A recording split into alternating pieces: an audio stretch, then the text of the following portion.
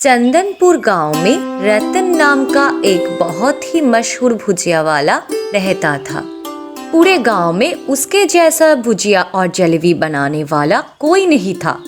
गांव छोड़ के दूसरे गांव में भी रतन भुजिया वाला का नाम दूर दूर तक फैला हुआ था। उनका भुजिया तो लाजवाब था ही, उनका व्यवहार भी बहुत ही अच्छा था। अरे रतन, कैसे हो? बस चल रहा है आप सबके दुआ से। तो आज क्या चाहिए? 100 ग्राम जलेबी और 100 ग्राम भुजिया दे दो। अच्छा, अरे भोला, 100 ग्राम जलेबी और 100 ग्राम भुजिया दे दो।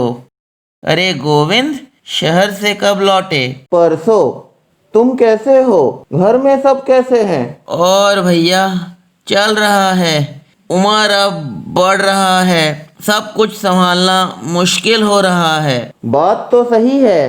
तो भैया अब थोड़ा सा आराम करो, बेटे को अब से दुकान संभालने के लिए बोलो। हाँ, देखते हैं। तुम्हें आज क्या दूँ, बताओ। मुझे 200 ग्राम जलेबी दे दो, आज घर में मेहमान आने वाले हैं। ठीक है भोला, 200 ग्राम जलेबी दे देना।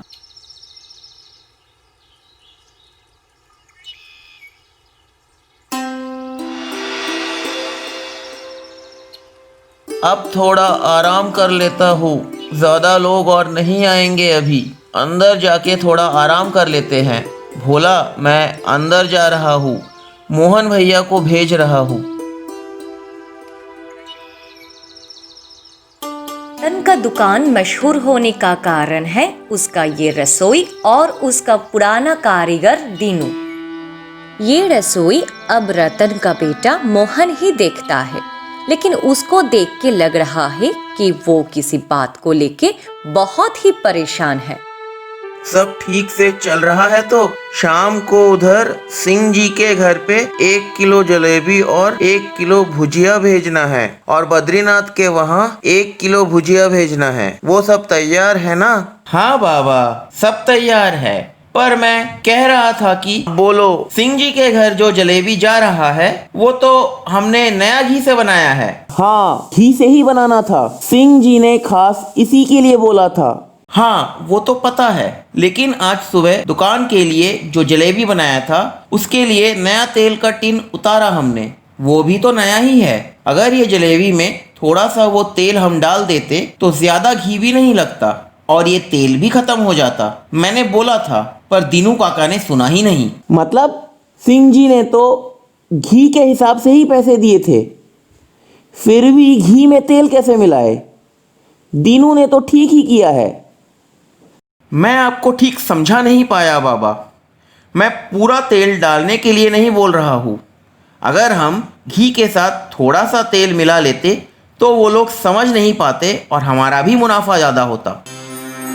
क्या बोल रहे हो मोहन? मेरे बेटे होके तुम ऐसा कैसे बोल सकते हो? ज्यादा मुनाफा के लिए मिलावट करे? मत भूलो मोहन, हमारे भुजिया उसकी गुणवत्ता और हमारे ईमानदारी के कारण ही मशहूर है। तुम ऐसे सोच भी कैसे सकते हो? बाबा, आप नहीं समझ रहे हैं। मैं थोड़ा सा तेल मिलाने के लिए ही बोल रहा था। थोड़ा सा अगर डाल देते तो? नहीं नहीं, थोड़ा सा भी नहीं। किसी भी तरह का बेईमानी नहीं चलेगा यहाँ, समझे तुम? मैं अभी घर जा रहा हूँ, दुकान में भोला रहेगा, लेकिन तुम भी जाके देखो, और किसी तरह की बेईमानी नहीं होनी चाहिए, समझे?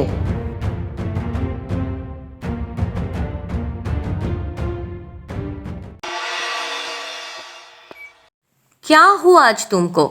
ठीक से तो खाना भी नहीं खा रहे हो। पूरे दिन में इसी समय तो थोड़ा बहुत खाते हो, सुबह तो नाश्ता भी ढंग से नहीं करते हो। तो अब अगर ठीक से नहीं खाओगे तो कैसे चलेगा? खाने की बात कर रही हो तुम? उधर तुम्हारा लाडला बेटा जो कुछ सोच रहा है, कर रहा है, मेरा तो होश उड़ने लगा है। उसका लालच इतना बढ़ गया है कि वो अब मिलावट करने के लिए बोल रहा है। वाह, व्यापार के बारे में वो आप सोचने लगा है? क्या? बेईमानी करना और व्यापार के बारे में सोचना एक ही बात है? क्या अनाप शनाप बोल रही हो? तुम समझ नहीं पा रही हो मैं क्या बता रहा हूँ तुमको? अरे क्यों जी, इतना तो सभी करते हैं। मोहन शायद इसीलिए बोला है, थोड़ा बहुत करने के लिए ही तो बोला है। नहीं मोहन की माँ, दूसरे व्यापारी क्या करते हैं मुझे नहीं पता और मैं वो जानना भी नहीं चाहता। मुझे इतना पता है कि मैंने बिना बेईमानी के हमेशा ईमानदार रह के इस व्यापार को इतनी दूर पहुंचाया है। लेकिन अब मैं समझ रहा हूं कि मोहन पढ़ाई लिखाई करने के बाद भी सही इंसान नहीं बन पाया। आह, खाना छोड़ के कहाँ जा रहे हो? बैठो बैठो। मोहन शायद भूल से अनाप शनाप कुछ बोल दिया होगा, मैं उससे बात कर लूंगी। तुम अभी बैठ के शांति से खाना खाओ। खाना छोड़ के कोई ऐसे चला जाता है क्या? बैठो।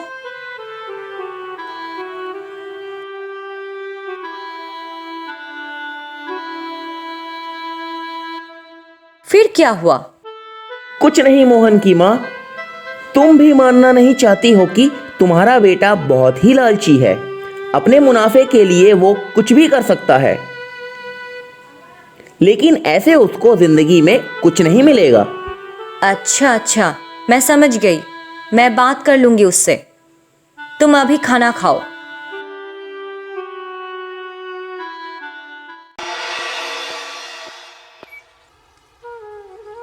अरे रतन, इस दोपहर में फिर कहाँ चले? और कहाँ जाए, दुकान के तरफ ही जा रहा हूँ। हे भगवान, अब बस थोड़ा आराम भी कर लिया करो। बेटे को जिम्मेवारी लेने दो, उसको संभालने दो, अब समझे? अच्छा, चलता हूँ। हाँ भैया, लेकिन जो बताया थोड़ा सोचना उसके बारे में।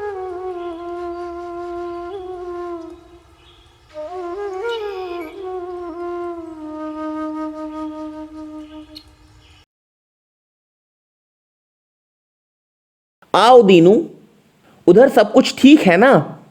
जो भेजना है सब तैयार है ना? हाँ बाबू। और दुकान में शाम को जो बनता है वो सब भी तैयार है ना? हो गया। क्या बात है दीनू, कुछ कहना है तो बोलो।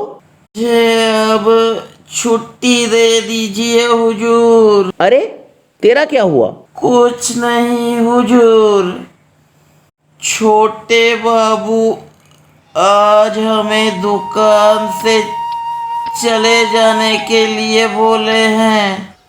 मोहन, तुम्हें? जी हुजूर, उन्होंने शाम की भुजिया में वो पुराना तेल डालने के लिए कहा था, मगर आपको पूछे बगैर मैंने वो नहीं करना चाहा और इसीलिए उन्होंने। दीनू, तू मेरा सबसे पुराना कारीगर है। तू एक काम कर, कुछ दिन छुट्टी ले ले, या फिर एक काम कर, अपने बेटी के घर से हो आओ। पर मेरा काम? तेरा काम जैसा है वैसा ही रहेगा। मुझे कुछ दिन वक्त चाहिए। आप जैसा ठीक समझे। दीनू, सुन एक बार, ये कुछ रुपए अपने साथ रख, खबर मिलने पे आ जाना। शुक्रिया हुजूर। शाम की खरीदारी हो जाने के बाद दुकान बंद करके रतन अपने घर की तरफ चल पड़ा। सिर्फ दीनू को ही नहीं, उन्होंने आज भोला को भी छुट्टी दे दिया है। मोहन, कल से दुकान की सारी जिम्मेवारी तुम्हारी। मुझे अब कुछ दिन आराम करना है। सच बाबा? कल से ही? हाँ, कल से ही, यही सही वक्त है। ठीक है बाबा, मैं कल सुबह सुबह ही दुकान चला जाऊंगा। क्यों किया आपने ऐसा? अच्छा ही तो हुआ, मोहन को तो जिम्मेवारी लेना चाहिए। आपने गुस्से में आके ऐसा किया ना? नहीं मोहन की माँ, मोहन अब कुछ दिन दुकान संभाले और मैं थोड़ा आराम कर लूँ। रतन का दुकान पे अब मोहन ही बैठता है। उसने सब भुजिया मिठाई का भाव कम कर दिया है। उसके दुकान में अब लोगों की भीड़ हमेशा लगा ही रहता है। पुराने सब कारीगर अब कोई नहीं है। मोहन ने सब नए लोगों को काम में रखा है। अरे गोविंद काका, क्या हाल है? सब ठीक है। तो बताइए, आज क्या लेना है? जलेबी या फिर गरम गरम भुजिया दे दे? नहीं बेटा, परसों जो जलेबी ले गए थे उसमें से थोड़ा बदबू आ रहा था और खाने के बाद थोड़ा पेट भी गड़बड़ हुआ था। आज कुछ नहीं लेना है। अच्छा। अच्छा बेटा, आज चलता हूँ। मोहन बेटा, बुरा मत मानना। पहले इस दुकान का मिठाई खा के किसी को ऐसा नहीं होता था, पर अब ऐसा हो रहा है। क्यों काका? पहले तो आपने ऐसा कुछ नहीं बताया। जैसे ही गोविंद काका ने बोला, आपको भी मिठाई खराब लगने लगा। और ये जो भीड़ आप देख रहे हो, ये भी क्या खराब मिठाई खरीदने के लिए हो रहा है? पिछले हफ्ते हमने भी भुजिया लिया था, बदबू उसमें से भी आ रहा था। तुम्हें बुरा लगेगा इसलिए नहीं बताया। और ये भीड़, तुमने सब्जी चीनी के भाव बहुत कम करके रखा है, इसलिए पहली बार सब कोई ले रहा है। लेकिन जो एक बार लेके गया है वो क्या बार बार खरीदने के लिए आ रहा है? तुमने क्या इस बारे में कुछ सोचा? क्या? आप क्या कहना चाहते हैं?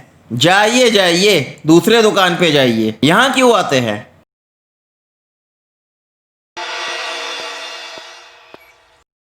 सुन हरी, भुजिया से जो तेल कल सुबह रह गया था वो आज शाम की जलेबी में डाल देना। आज शाम को जलेबी और थोड़ा कम दाम में बेचेंगे।